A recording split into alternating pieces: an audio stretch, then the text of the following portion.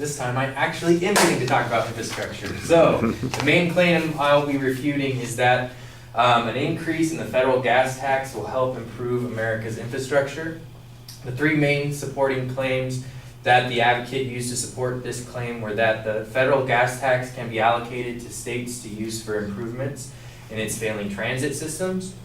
2, the current gas tax is not providing sufficient funds for such upkeep. And 3, an increase in the federal gas tax will help improve our overall infrastructure.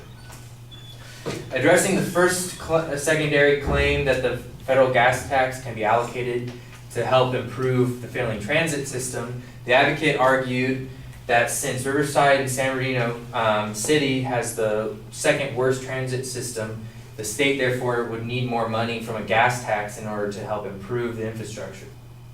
The article she cited is good evidence to show that there are in fact places in this country that are in need of better infrastructure and need help improving their infrastructure. However, not only is there no correlation between higher gas taxes and better infrastructure, the states with the highest gas taxes are the ones that are struggling the most to keep up. The same list that cited San Bernardino as having the second worst transit system listed Youngstown, Pennsylvania as having the third worst. And guess which 2 states in the country have the highest gas tax already? That's right, Pennsylvania and California. So if these 2 states that have the highest gas tax already can't keep their cities in good shape, then there's no reason for us to think that a higher gas tax will inherently lead to better infrastructure. And in fact, it suggests that the exact opposite might be true. Additionally, this point addresses the advocate's second and third claims that the current gas tax is not providing sufficient funds to help keep our infrastructure growing, and that an increase in the federal gas tax will help improve our overall infrastructure. These claims presuppose that the gas tax is the best way to fund the upkeep of our infrastructure. We may in fact need to pay to improve, we may need more funds to improve our infrastructure, but the argument that that money must come from a gas tax seems like a really big presupposition to me.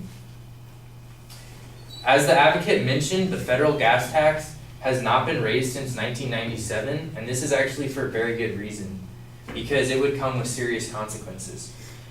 Ellen R. Wald, a PhD who is a historian and consultant on geopolitics and energy, said in an article for Forbes magazine that we do not know when the price of gasoline will rise or fall, but it will certainly do both over the course of a given tax law. And because of this unpredictability and because of the large fluctuations, gas can alter markets and economics more than expected, and a gas tax that seems like a good idea today may have unintended consequences tomorrow. This point made by Dr. Wald is demonstrated in a study done by analysts from the Center of Data Analysis who estimated the economic and fiscal effects of a higher gas tax, using a well-known economic model of the U.S. economy. This model allows one to vary the gas tax and then simulate the effects of higher spending on infrastructure construction. This macroeconomic analysis found that higher federal gas tax would likely result in 1, personal savings averaging $8 billion less per year across the country, our gross domestic product declining by $6.5 billion per year over a 9-year period. In other words, this $130 billion added revenue would actually shrink our economy by $65.5 million. Also, this study found that family disposable income would on average be $2.5 billion less a year. And in real terms, that is about the cost of sending 530,000 students to college every single year. And it's for these reasons that I feel that an increased federal gas tax is not the best way to improve our country's infrastructure. Thank you.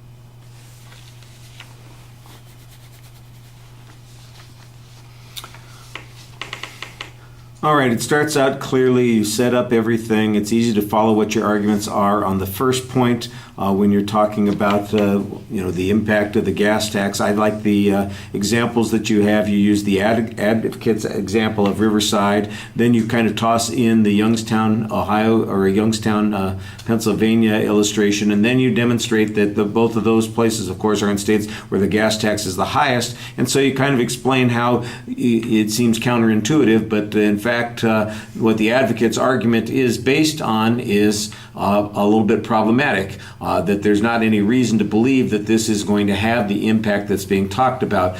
Absent other evidence from the advocate that shows that it does make a difference, I think that you've got an interesting argument here, and it suggests that the exact opposite is true. I think that is good inference to be making on that particular point. The second and the third points, you basically treat those as dependent on the presupposition of the first point, and you largely don't talk about them distinctly. You present instead a counterclaim, which is really addressing the policy implication suggested by increasing the gas tax, that there's a negative consequence to increasing the gas tax, and I think that that is true. One of the things that might be helpful, though, is if you could demonstrate that those negative consequences had something to do with the infrastructure. For example, if there's less personal savings and less personal spending, then there might be less need to use some of that infrastructure because people can't afford to go anyplace, travel, or utilize those resources. Or, for example, they wouldn't have sufficient funds to be able to pay the taxes that are supposed to be necessary to keep these things up.